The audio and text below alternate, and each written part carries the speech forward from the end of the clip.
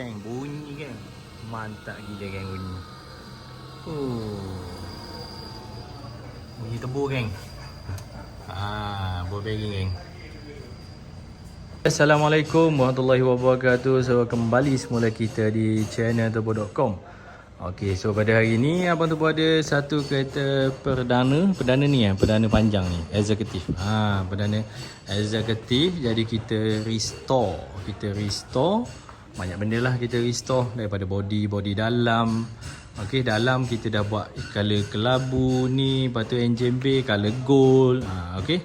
So ni rim kita pakai CE28 17215. Jadi dia ngam lah, cun lah. Lepas tu dia punya ni pakai endless geng. Jadi bila dah laju, bila engine kita dah modified, brake mesti kena padu lah. Okey, belakang pun CE28. Okey, so yang ni kita tengok dia punya seat pun dia dah balut Dia dah balut leather, pakai Ibanez. Dan sebelum tu yang belum lagi subscribe turbo.com, okey, boleh subscribe turbo.com dan kita boleh tengok dalam engine ni. Okey, buka. Boleh kita buka dulu engine. Kita buka dulu engine Yang ni kita belum touch up lagi. Kita akan touch up ni. Kita akan touch up coating. Okey. So yang engine bay ni color gold lah. Nampak gold. Lepas tu radiator pakai SAT. Airflow kita masih akan airflow color gold ni. Okey, engine valve cover pun gold. Lepas tu kita buat piping intercooler. Dan intercooler kat sini lah. Nampak? Panjang intercooler. Lepas tu ada ATF cooler, aircon, wastegate pakai original lah wastegate. Banana, turbo pakai GT28 geng. Turbo pakai GT28. Exhaust 2 inci setengah sampai ke belakang. Okey. So kita tengok macam mana dia punya garang dia bunyi. Okey. Kita tengok dyno dia macam mana. Okey, jom. Kita start dulu, kita dengar macam mana. Exhaust dia pun bunyi. Tak adalah macam tu.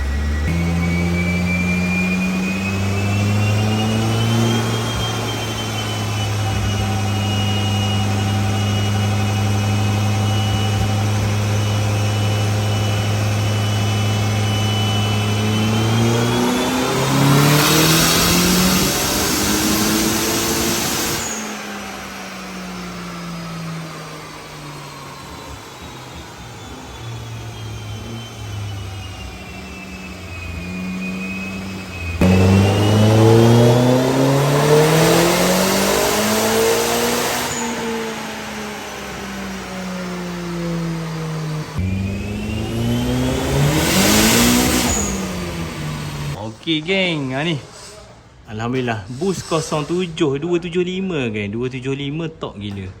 Ni pun tune lagi awal power, dapat 275 horsepower, tok 300 lebih geng. Jadi dia punya power sampai 7000 tak jatuh geng. Turbo kita pakai turbo GT2876 bontok nak 4. Jadi dengan gearbox ni 200 lebih, dia punya tok tinggi lah. Jadi tinggi, memang padu lah, memang padu. Okey, memang padu. Lepas ni tak tahulah macam mana. Kita tengok. Nanti kita tengok bila on the road dah siap semua, kita akan review lagi sekali. Okey, dan stay tune dengan video ni. Dan yang belum lagi subscribe, boleh subscribe channel turbo.com. Okey. Assalamualaikum warahmatullahi wabarakatuh. Mantap Pak Bro.